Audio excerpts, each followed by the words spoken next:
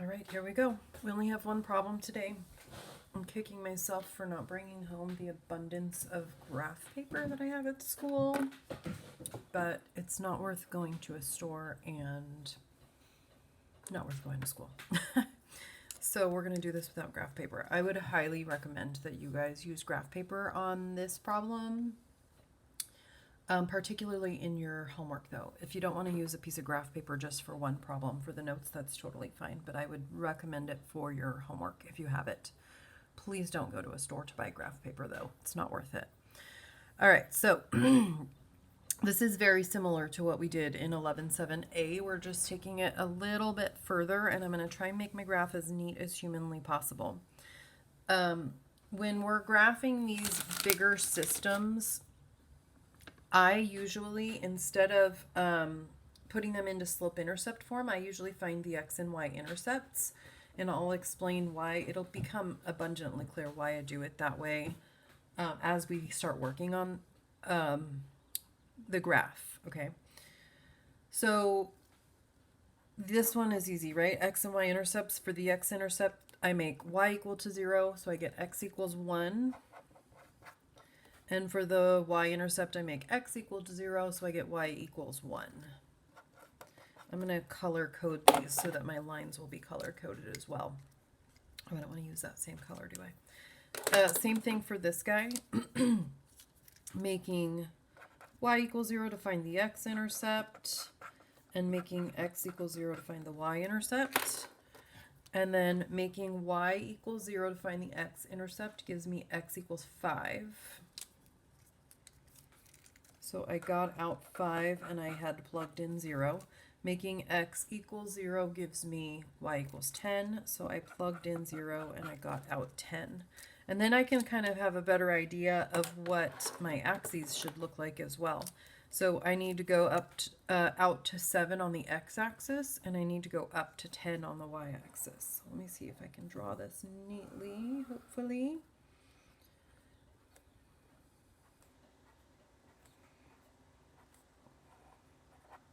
So there's 10. 1, 2, 3, 4, 5. I'm going to label so I don't have to keep counting. 1, 2, 3, 4, 5, 6, 7. Okay, so I'm going to graph the first one.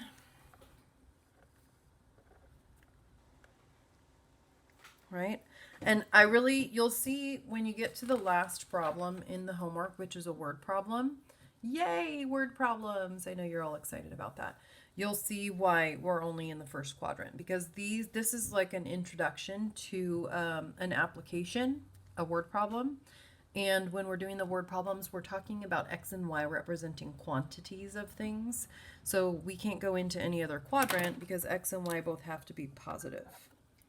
Okay, the green one, I'm going to go from 7 to 7 on each axis. The orange one, the x-intercept is 5, over 5 and up 0. The y-intercept is 10. And I probably should try and use a ruler on these as well, but this is good enough. And then don't forget about these two. So let's start thinking, these are inequalities, so let's start thinking about the shading. X equals 0 is the vertical line that makes the y-axis, right? X equals 0.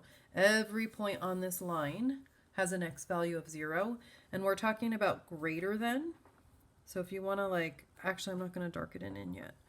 Greater than. Y equals 0 is the x-axis, and we're talking about y greater than though, so we're going to go above. Positive y values, yeah? Positive y values, positive x values. That's also what puts us in the first quadrant. That wasn't the cutest squirrely bracket, was it? Okay, this one is a greater than. So for the purple, we're going to be shooting above. And then for the green and the orange, they're both less than, so we're shooting below. And I mentioned, if you didn't watch the 11.7a video, I mentioned you can shade these if you'd like. When we get into this many different, 5 different inequalities, the shading is just, I feel like it just gets really messy.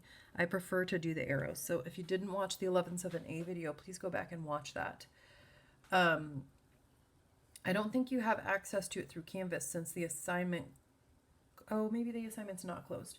But either way, if the assignment is ever closed and you want to go back and watch the video, click on an assignment that's not closed, and then it'll take you to the YouTube video for that. And then you should be able to get to my YouTube channel from whatever video you have access to, hopefully.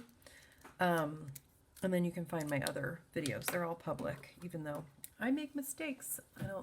I'm just gonna make them all public. Okay, so the question is, where are all of the arrows, the orange, the green, both of the blues, and the purple, pointing? They're all pointing into this region. So I'm gonna just darken in the y-axis and the x-axis for the region, the enclosed shape that I'm talking about. And then I'm going to shade all of that in.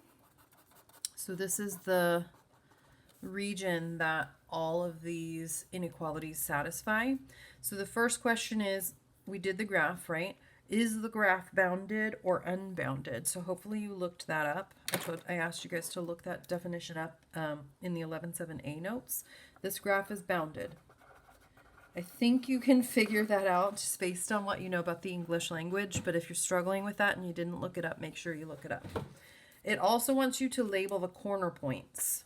So I'm going to use my purple because that's the darkest color. So corner points meaning all of the vertices of that enclosed shape. So this is easy. I knew this was over 0 up 7. This is easy. I knew it was over 0 up 1. This is easy. I knew it was 1, 0. We didn't shade in this little triangle, right? Because we needed to stay above the purple. Let me zoom you in a little.